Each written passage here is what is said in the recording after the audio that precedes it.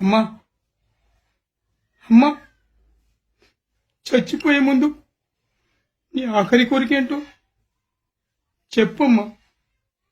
ఈ పెద్ది నీ చివరి కోరిక తీరుస్తాడమ్మా. ఈ పెద్ది చివరి కోరిక తీరుస్తాడమ్మా, తీరుస్తాడు. అమ్మా